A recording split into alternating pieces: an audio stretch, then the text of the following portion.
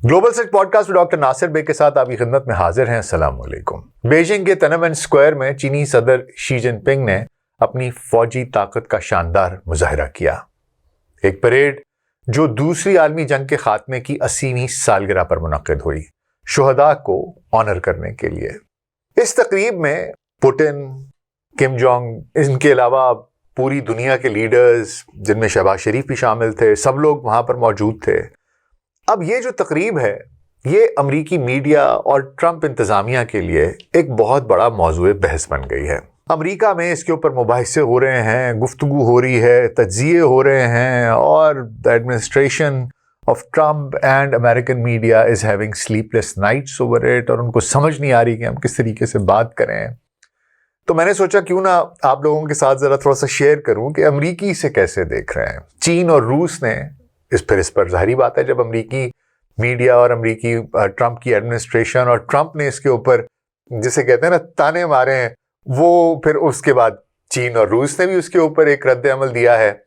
और इस सब में पाकिस्तान और अमरीका के जो रिलेशनशिप्स हैं और इंडिया का जो रिलेशनशिप है, उसके ऊपर भी बहुत सी बातचीत हो रही है, और पाकिस्तान की जो क्रिप्टो डील है उसके ऊपर भी बातचीत हो रही है, और उसके ऊपर बड़ा कुछ इल्ज़ामात लग रहे हैं ट्रंप पर और आगे पीछे। वो जो कहानियां है ज़रा मैं आप तक लेके आऊँगा।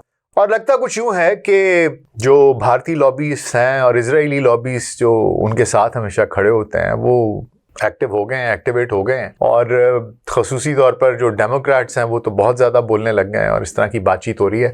बहरहाल ये इस सब के ऊपर मैंने सोचा कि क्यों ना आपके साथ एक बातचीत कर ली जाए कि जनाब ये जो कुछ हुआ है, अमेरिकन मीडिया और ट्रंप की एडमिनिस्ट्रेशन इसके ऊपर किस तरीके से रद्द-ए-अमल दे रही है, वो क्या बातचीत कर रही है। तो जनाब इस तरह है कि अमरीकी मीडिया और ट्रंप इंतज़ामिया बीजिंग के तिएननमेन स्क्वायर में होने वाले इस फौजी परेड पर गहरी नज़र रखे हुए है, जहां शी जिनपिंग ने जदीद जंगी जहाज, टैंक, मिसाइल और हज़ारों फौजियों की नुमाइश की।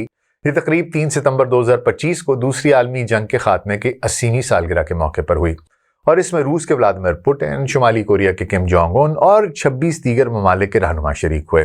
अमरीकी मीडिया जैसे कि CNN है, न्यूयॉर्क टाइम्स है, CNBC है, वो एक रिटोरिक उनका एक तो समझ आता है कि ये तो जी आमराना लीडर्स हैं, ये आमराना लीडर्स का मेला था, और जो चीन की आलमी ताकत के तौर पर उभरने की अलामत है।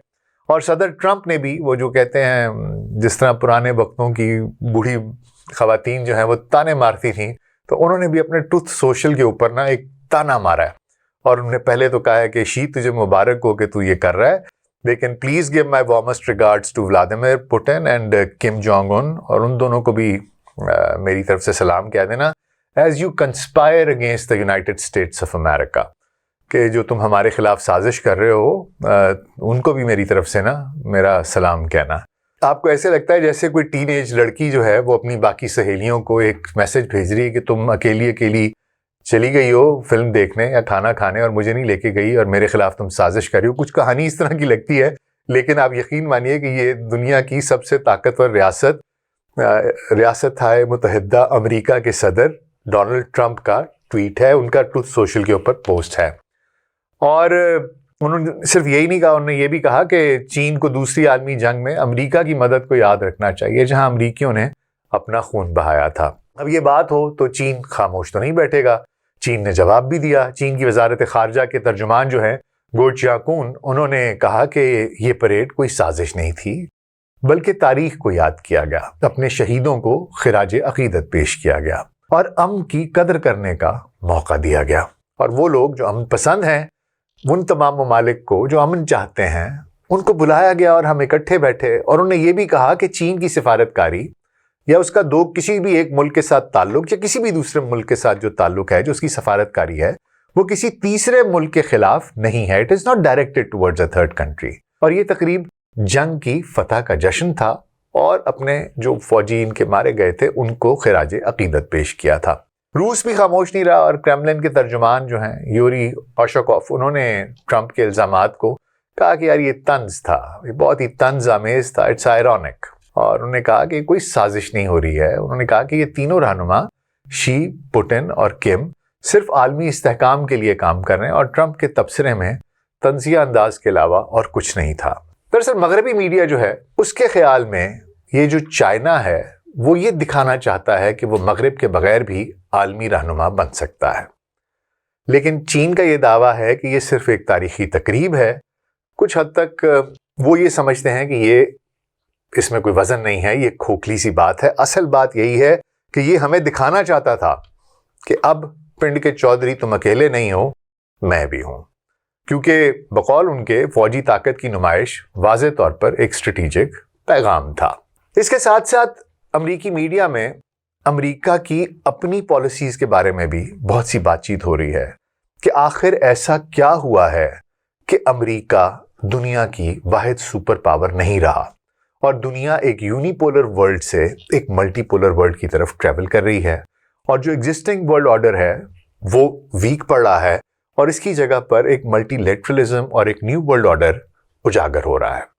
اور امریکی میڈیا جو تجزیے کر رہا ہے وہ کہتے ہیں جی دراصل معاملہ کچھ یوں ہے کہ امریکہ جو ہے اس کو اب دنیا میں کم قابل اعتماد سمجھا جاتا ہے, نہ صرف دشمنوں کی جانب سے بلکہ اتحادیوں کی طرف سے بھی. کہتے ہیں مثال کے طور پر مشرق وسطیٰ کی حکومتیں ہیں, کینیڈا ہے, اور تو اور یورپی ممالک ہیں, وہ بھی یہ کہتے ہیں کہ چین کے ساتھ ڈیل کرنا آسان ہے کیونکہ شی جن پنگ کی پالیسیاں مستقل ہیں, جبکہ امریکہ کی پالیسیاں ہر 4 سال کے بعد بدلتی ہیں. امریکی میڈیا نے پھر مثالیں دی کہ جی ٹرانس پیسیفک پارٹنرشپ تھی, اس کے بعد انہوں نے کہا کہ جی ایرانین نیوکلیئر ڈیل تھی, پھر انہوں نے کہا جی پیرس کلائمیٹ اکارڈ تھا. یہ تمام ایسے معاہدے ہیں. ٹی پی پی کو صدر اوباما نے شروع کیا, ٹرمپ نے 2017 میں ختم کر دیا. جے سی پی او اے سے ٹرمپ 2018 میں انہوں نے کیا, پھر تو اس کے بعد نکل آئے. بائیڈن کی واپسی کی کوشش رہی لیکن وہ بھی ناکام رہی. یہ کہتے ہیں وہ کہ جناب عدم استحکام جو ہے یہ اتحادیوں کو پریشان کرتا ہے اور وہ چین کی طرف ان کو جھکنے میں ان کی مجبور کرتا ہے. اور انہوں نے کہا کہ جی چین جو ہے دوسری طرف وہ طویل المدتی منصوبوں پہ کام کر رہا ہے, اس کی پالیسی میں ایک یکسوئی ہے, آپ کو دکھائی دیتا ہے, کنسسٹنسی ہے, وہ پرسسٹنٹ ہیں. کہتے ہیں جیسے کہ ان کا بیلٹ اینڈ روڈ انیشیٹو ہے, اس کے ساتھ ایک مستقل مزاجی دکھائی دیتی ہے. امریکی میڈیا کا یہ نکتہ میرے خیال میں درست ہے. امریکی پالیسیوں کی غیر یقینی صورتحال نے اتحادیوں کو دور کیا ہے. معاملہ کچھ ہوا ہے کہ ٹرمپ کے آنے کے بعد تو یہ معاملات کچھ بہت ہی زیادہ غیر یقینی کی طرف چلے گئے ہیں. کچھ سمجھ میں نہیں آتا کہ آپ صبح اٹھیں گے تو آج کیا ہوگا. لیکن یہ بات بھی سچ ہے, وہ یہ کہتے ہیں امریکی میڈیا والے کہ جناب ہم کیونکہ ایک جمہوریت ہیں, ہمیں تو 4 سال کے بعد حکومت بدلنی ہوتی ہے. 4 سال کے بعد حکومت بدلتی ہے تو نئی حکومت آ جاتی ہے, نئی پارٹی آ جاتی ہے, نیا صدر آ جاتا ہے, اس کا ایک اپنا ویژن ہوتا ہے, وہ ایک اپنے مینیفیسٹو کے ساتھ آتا ہے اور وہ چیزیں اپنے طریقے سے چلانے کی کوشش کرتا ہے. تو وہ یہ کہتے ہیں کہ جی ہمارے ہاں کیونکہ جمہوریت ہے اس لیے ہم اتنے طویل المدتی پالیسیز جو ہے اس میں وہ کنسسٹنسی نہیں آ سکتی. لیکن ساتھ ساتھ یہ بھی ایک بات ہے کہ جمہوریت ایک طاقت بھی ہے اور ہو سکتی ہے اگر اسے درست طریقے سے سنبھالا جائے, چلایا جائے. چین کی مستقل مزاجی بقول مغربی میڈیا کے اس وجہ سے ہے کہ وہاں پر ایک آمرانہ حکومت ہے, وہاں پر نہ تو کمیونسٹ پارٹی کہیں جاری ہے, وہ سوشلسٹ پارٹی, نہ وہ کہتے ہیں کہ جی وہاں پر سے شی جن پنگ بھی جب تک تاحیات صدر ہیں, تو انہوں نے کہا وہ وہاں پر یہ چیزیں ایک جو مستقل مزاجی ہے وہاں پر وہ چل سکتی ہے, ہمارے ہاں نہیں. تو یہ جو ڈیموکریسی تھی یہی امریکہ کی اسٹرینتھ تھی اور اسی کو امریکہ کو دوبارہ دیکھنا ہوگا کہ کیسے دوبارہ اس کے اوپر بلڈ اپ کریں, اس کو اپنی بنیاد بنا کر. امریکی میڈیا کا یہ بھی کہنا ہے کہ جناب گزشتہ 30 سالوں میں سب سے بڑا جیو پولیٹیکل واقعہ چین کا عروج ہے اور امریکہ کے اتحادیوں کی کمزوری ہے. وہ یہ ماننے کو تیار نہیں ہے کہ امریکہ کمزور ہوا ہے. وہ کہتے ہیں ہم کمزور نہیں ہوئے, ہمارے اتحادی کمزور ہوئے ہیں. وہ کہتے ہیں جو اس کے اتحادی ہیں جیسے کہ یورپ ہے, جاپان ہے, جنوبی کوریا ہے, وہ اقتصادی اور سیاسی طور پر کمزور ہوئے ہیں. چین نے اس موقع سے فائدہ اٹھایا ہے, اپنی فوجی اور اقتصادی طاقت بڑھائی ہے اور اب وہ عالمی لیڈر بننے کی کوشش کر رہا ہے.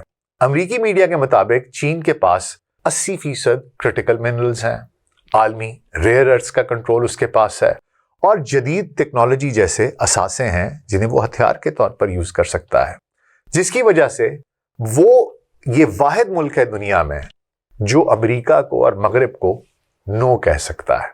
ان کا یہ کہنا ہے کہ جناب باقی اگر ہندوستان کہہ سکتا ہے نو, وہ کہتے ہیں مودی نے کوشش کی تھی نو کرنے کی تو رگڑ دیا ٹرمپ نے, کہا اچھا پھر بیٹا 50% ٹیرف, اب کہہ رہے ہیں برکس کے والوں کے اوپر مزید 10% ٹیرف لگاؤں گا. تو بات یہ ہے کہ ہر کسی کے اندر اتنا حوصلہ، اتنے تپڑ نہیں ہے کہ وہ امریکہ کو کہے کہ نہیں جی میں تو نہیں کرتا، اور آگے سے آنکھیں دکھائیں، کیونکہ پتے اس وقت یا امریکہ کے ہاتھ میں ہے یا چین کے ہاتھ میں ہے. تو کیونکہ چین کے ہاتھ میں کارڈز ہیں، وہ اس لیے آگے سے نو کہہ سکتا ہے. ٹرمپ نے جیسے بڑے ٹیرف لگائے جناب، 2018 سے ٹیرفز لگائے ہیں ان کے اوپر، لیکن پھر سیمی کنڈکٹر ایکسپورٹ کنٹرول ہٹا دیا. یہ دکھاتا ہے آپ کو کہ امریکہ جو ہے یہ اس کی کمزوری ہے، اس کی مجبوری ہے. یہ اس کے اوپر بات ہو رہی ہے امریکن میڈیا میں کہ جناب ایسی بات نہیں ہے. اس وقت جو سب سے بڑا پچھلے 30 سالوں کا واقعہ ہے جیو پولیٹیکلی، وہ چین کا عروج ہے، اور چین ایسے نہیں بات کر رہا، اس کے ہاتھ میں پتے ہیں، ان کے پاس ریئر ارتھس کا کنٹرول ہے، ان کے پاس ٹیکنالوجی ہے، اور وہ آپ کی آنکھوں میں آنکھیں ڈال کے آپ کو جواب دے سکتے ہیں.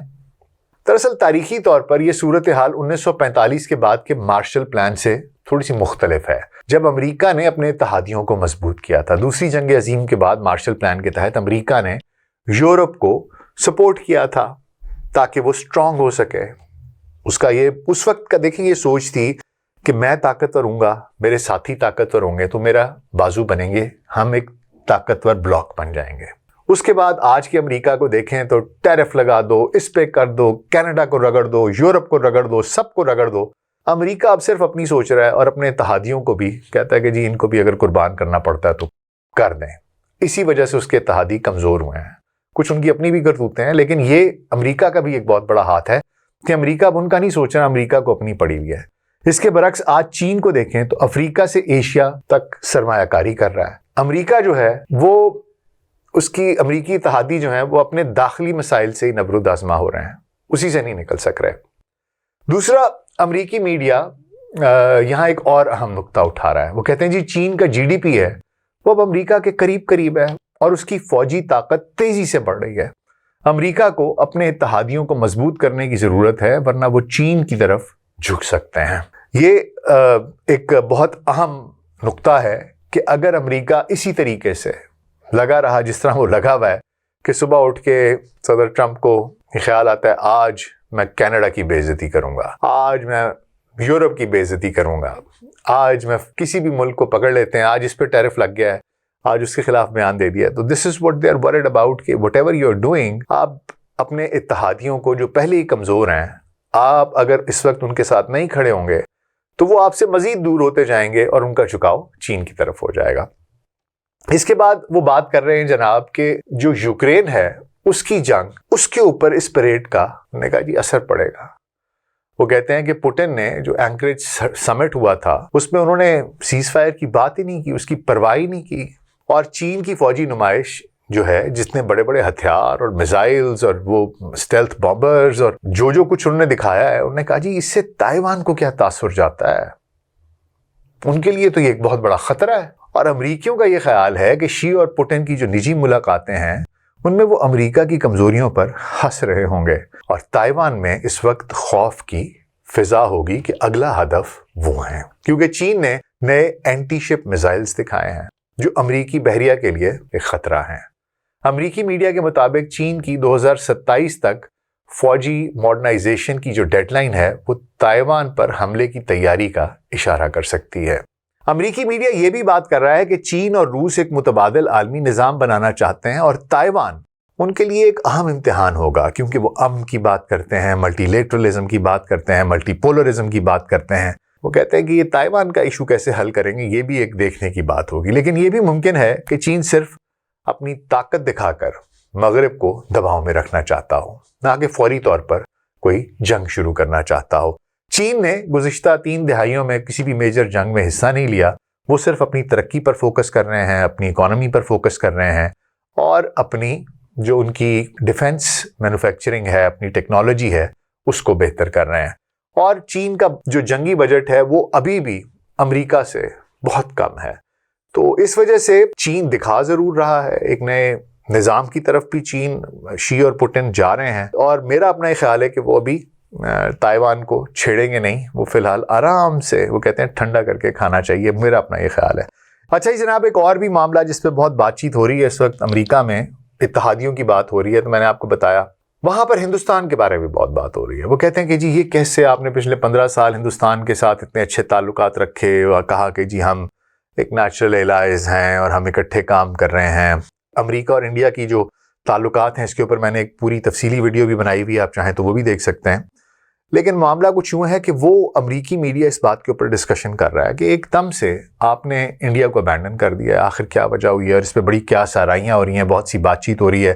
اور ظاہری بات ہے ذکر ہوتا ہے جب قیامت کا، تیرے جلووں کی بات ہوتی ہے تو ساتھ ساتھ پاکستان کا تذکرہ بھی آتا ہے جب بھی ہندوستان کی بات ہوتی ہے. تو اب معاملہ کچھ یوں ہے حضور کہ دیکھیے انڈیا ایک بہت بڑی مارکیٹ ہے، ایک اتنی بڑی وہاں پر 1.5 ارب کی آبادی ہے، دنیا کی چوتھی بڑی اکانومی ہے. تو ظاہری بات ہے اس کے وہ ایک ریلیونٹ ملک ہے، ایک ریلیونٹ قوم ہے اور اس کے بارے میں بات کرنا، تشویش ہونا اچھی بات ہے.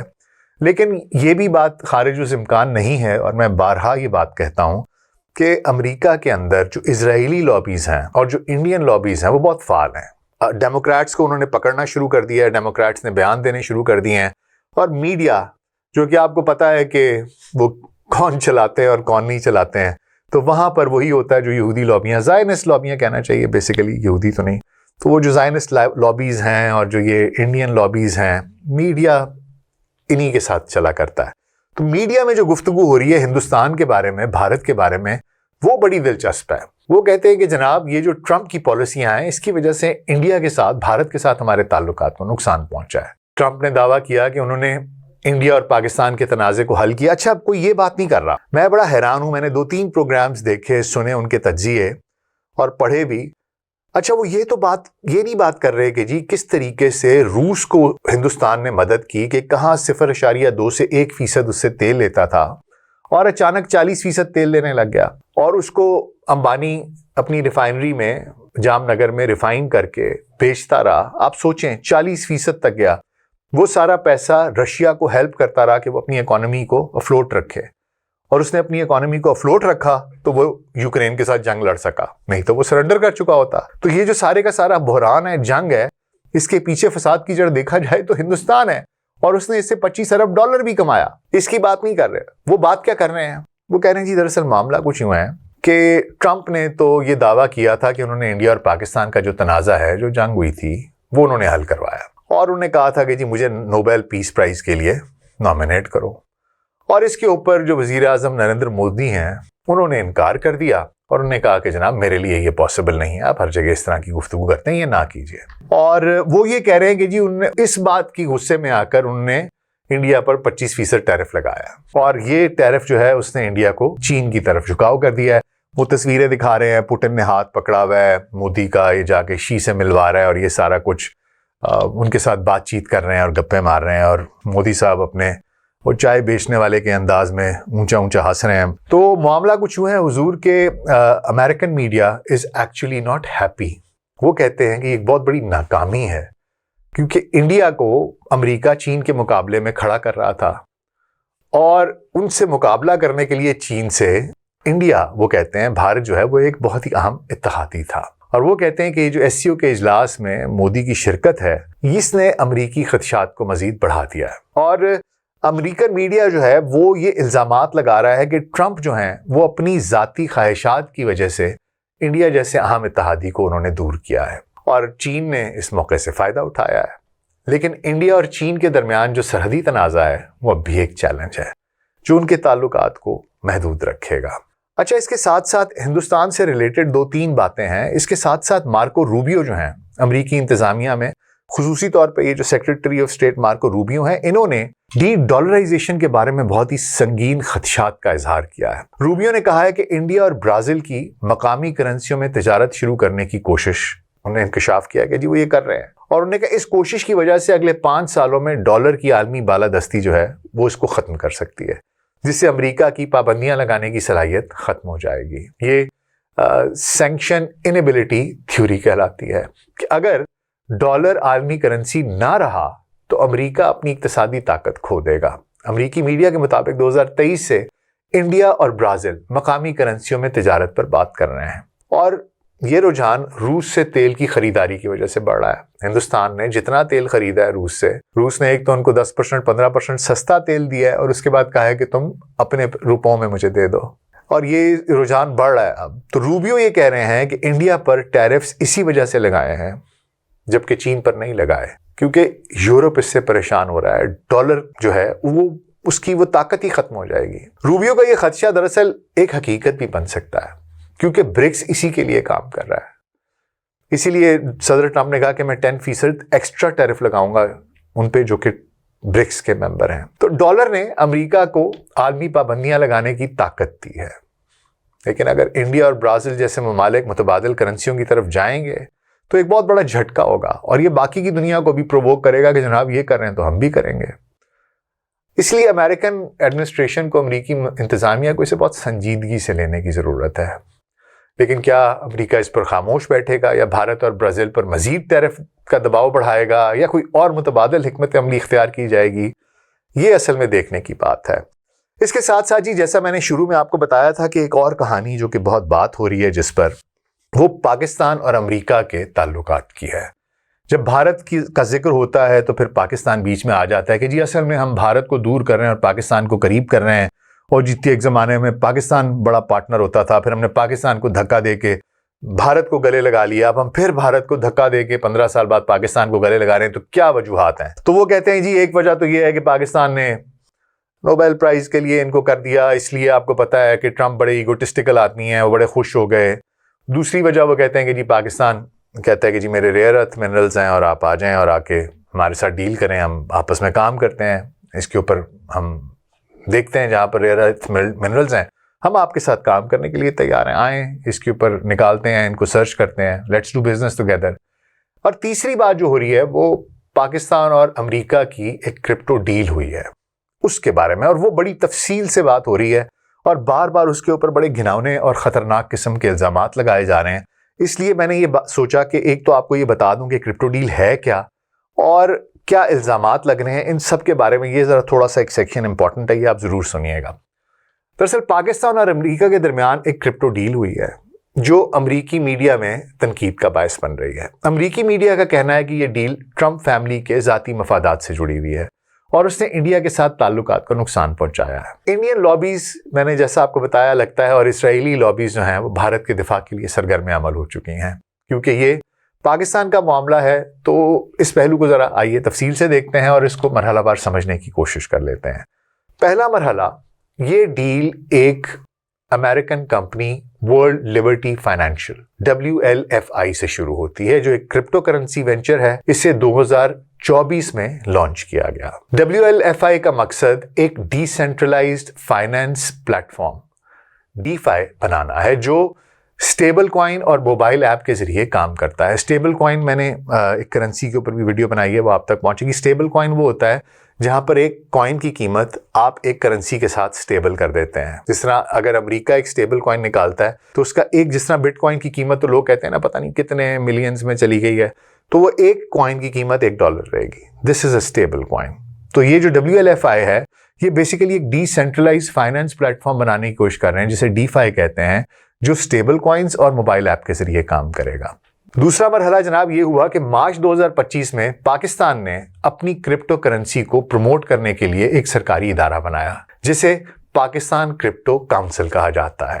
اس کے سربراہ ایک پاکستانی بزنس مین بلال بن ثاقب ہیں جو کرپٹو میں کام کرتے ہیں اور امریکہ میں بھی ان کے تعلقات ہیں. تیسرا مرحلہ جناب اس کا کیا ہوا کہ 26 اپریل 2025 کو WLFI اور پاکستان کرپٹو کاؤنسل نے ایک لیٹر آف انٹینٹ پر دستخط کیے جو اس ڈیل کا باضابطہ آغاز تھا. اس معاہدے کے تحت WLFI نے وعدہ کیا کہ وہ پاکستان کے مالیاتی نظام میں بلاک چین ٹیکنالوجی کو ضم کرے گی، خاص طور پر ڈی سینٹرلائزڈ فائنانس کے ذریعے. اس کے بدلے پاکستان نے WLFI کی کرپٹو کرنسی کو اپنے سسٹم میں اپنانے کا وعدہ کیا، خاص طور پر بٹ کوائن مائننگ کے امکانات کو استعمال کرنے کے لیے. اس ڈیل کی مالیت تقریباً $750 ملین تھی، جس میں WLFI نے اپنے کرپٹو ٹوکنز فروخت کیے. پاکستان نے وعدہ کیا کہ وہ اس ٹیکنالوجی کو اپنے بینکنگ اور سرکاری اداروں میں ٹیسٹ کرے گا، اور اس کے بدلے WLFI کو پاکستان کی جو بٹ کوائن مائننگ کی صلاحیت ہے اس تک رسائی ملے گی جو کہ توانائی سے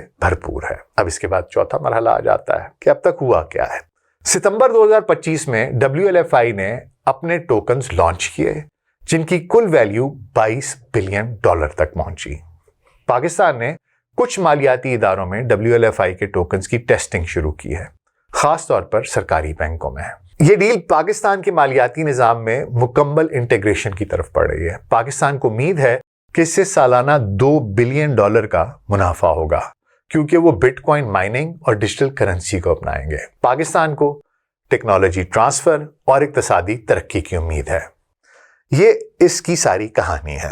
اب امریکی میڈیا کا الزام یہ ہے کہ یہ کمپنی براہ راست ٹرمپ فیملی کی مالی مفادات سے جڑی ہوئی ہے۔ امریکن میڈیا دعویٰ کرتا ہے کہ اس کمپنی میں ڈونلڈ ٹرمپ خود اس کے چیف کرپٹو ایڈوکیٹ ہیں۔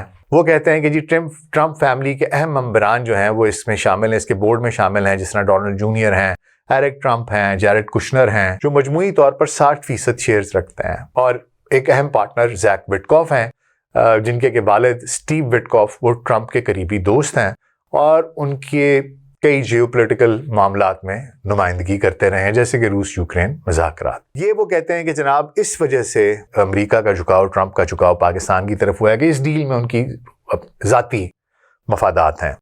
اب یہ بہت ہی سنگین الزامات ہیں۔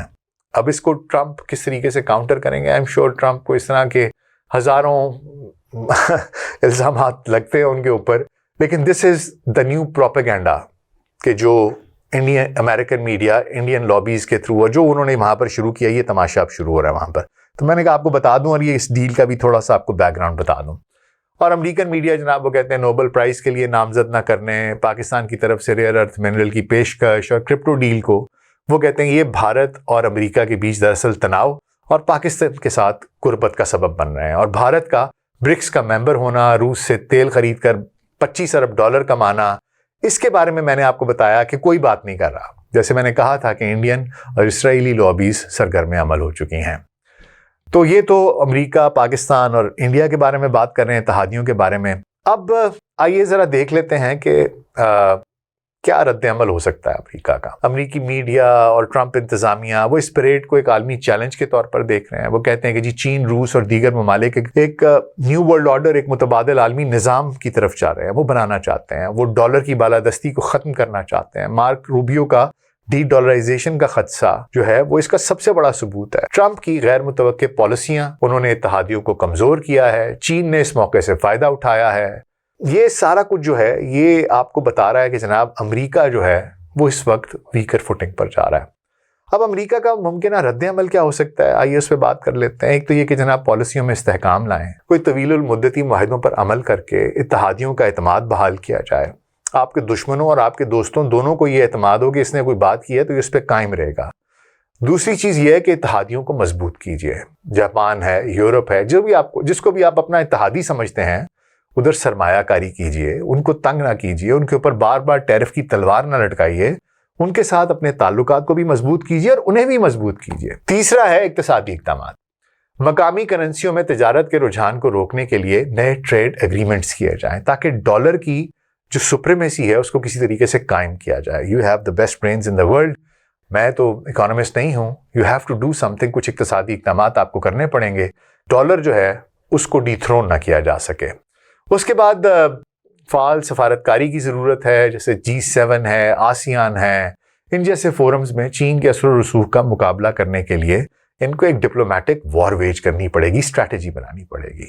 پھر اس کے بعد فوجی تیاری ہے کہ یوکرین اور تائیوان کی حمایت بڑھائی جائے تاکہ روس اور چین کو روکا جا سکے۔ اب یہ بڑھا بھی سکتے ہیں، لیکن بڑھانے کا مطلب یہ نہیں کہ آپ جنگ کو فیول کریں، but what you need to understand is کہ ابھی بھی اس سارے کے باوجود امریکہ ہے، اس کی جو ڈیفنس بجٹ ہے وہ 3 گنا ہے چائنا سے، بٹ اسٹل یوکرین اور تائیوان اس پریڈ کے بعد بالکل ڈر گئے ہوں گے کہ یار یہ کیا ہو رہا ہے۔ اتنی بڑی جس طرح کی وہ ڈیفنس ٹیکنالوجیز ڈسپلے کی گئی ہیں، تائیوان کی تو کم از کم نیندیں اڑ گئی ہوں گی۔ تو امریکہ کو تائیوان کو ری ایشور کرانا پڑے گا، اور یوکرین کے اندر بھی، کیونکہ اس کے پریڈ کے بعد پھر دوبارہ پوٹن نے حملہ کیا اور اچھا خاصا تباہی مچائی یوکرین میں، تو something has to give, کہیں نہ کہیں سینس پریویل کرنی ہے۔ اور لگتا ہے ایسے ہے کہ ٹرمپ اور امریکہ اس وقت مجھے تو بے بس دکھائی دیتے ہیں پوٹن کو ہینڈل کرنے میں۔ آخری بات میں کہوں گا جناب کہ جو داخلی اصلاحات ہیں، اپنی معیشت کو بہتر کریں، ٹیکنالوجی انوویشن جو امریکہ کی اصل سٹرینتھ تھی اس کی طرف واپس آئیں۔ آپ نے جس طرح کی امیگریشن لاز بنائے ہیں، آپ نے اسٹوڈنٹس کو جو بہترین برین تھا وہ امریکہ آتا تھا، وہ آ کے وہاں پر ٹیکنالوجیکل انوویشنز کرتا تھا، اور وہ ٹیکنالوجیکل جو انوویشنز تھیں وہ آپ کی انڈسٹری کا بیس بنتی تھیں، اور امریکہ used to be the leader in the world, اور وہیں سے آپ کما رہے تھے، اور اسی نے آپ کو امریکہ بنایا ہوا تھا۔ اب آپ جس طریقے کے امیگریشن لاز لا رہے ہیں، برین ڈرین ہو رہا ہے، لوگ داخلے نہیں لے رہے، مطلب what you're doing, you have to put your own house in order. آپ کو داخلی اصلاحات کی ضرورت ہے۔ میرے یہ 2 سینٹس ہیں۔ یہ تمام اقدامات جو ہیں یہ ایک ملٹی پولر دنیا میں چیلنجز کا شکار ہیں، جہاں امریکہ یونی پولر ورلڈ میں ایک واحد اس کی بالادستی ہے، اور امریکہ اب اس ملٹی پولر ورلڈ جو کہ بننے جا رہی ہے، اس میں اکیلا امریکہ، یہ اس کی بالادستی کی ضمانت اب نہیں ہے۔ آخر میں یہی کہنا چاہوں گا کہ چین اپنے new world order, multi polar world اور ملٹی لیٹرل دنیا کا نظریہ کامیابی سے بیچ رہا ہے، اور دنیا امریکہ کی بجائے اس کی طرف دیکھ رہی ہے۔ اس کے اتحادی اس کے ساتھ کھڑے ہیں، اور عالمی تجارت کا نظام آگے بڑھ رہا ہے، چاہے امریکہ اس میں شامل ہو یا نہ ہو۔ صدر ٹرمپ سمجھتے ہیں کہ امریکہ اب بھی عالمی طاقت کا مرکز ہے، جو دیگر ممالک کو چین کے خلاف امریکی مفادات کے ساتھ ہم آہنگ کرنے پر مجبور کر سکتا ہے۔ وہ کہتے ہیں کہ امریکی مارکیٹ اتنی اہم ہے کہ اقتصادی تنہائی، اس کا خطرہ دیگر ممالک کو امریکی پالیسیوں کی حمایت پر مجبور کر دے گا۔ معاملہ کچھ یوں ہے ٹرمپ صاحب کہ آج سے 25 سال پہلے تو یہ درست ثابت ہو سکتا تھا، لیکن آج کے اعداد و شمار ایک مختلف کہانی سناتے ہیں۔ امریکی درآمدات اب عالمی معیشتوں کا محور نہیں ہیں۔ انڈیا، برازیل اور پاکستان جیسے ممالک مقامی کرنسیوں میں تجارت، کرپٹو ڈیلز جیسے متبادل طریقے ان کی طرف بڑھ رہے ہیں۔ دراصل بیجنگ پریڈ، SCO اجلاس اور ڈی ڈالرائزیشن اور مقامی کرنسیوں میں تجارت کرنے کی جو کہانی شروع ہوئی ہے، جو روش ہے، یہ امریکہ کے لیے ایک ویک اپ کال ہے کہ وہ اپنی پالیسیوں پر نظر ثانی کرے، اور اگر امریکہ نے اپنی حکمت عملی نہ بدلی تو وہ ایک ملٹی پولر دنیا میں گم ہو کر رہ جائے گا، ایک ایسا ستارہ بن کے جو بجھ رہا ہے، جو اپنی عظمت رفتہ کے گیت گاتا رہ جائے گا، جو اس سے پہلے اور بھی بہت سی تاریخوں میں، بہت سی ریاستوں نے، بہت سی سویلائزیشنز نے دیکھا عروج، اور آج بس وہ اس کے قصے سناتی ہیں۔ کیا امریکہ قصہ پارینہ ہو جائے گا کہ ابھی دم خم باقی ہے؟ آپ کا اس بارے میں کیا خیال ہے؟ مجھے ضرور بتائیے گا۔ اپنا خیال رکھیے گا۔ شکریہ۔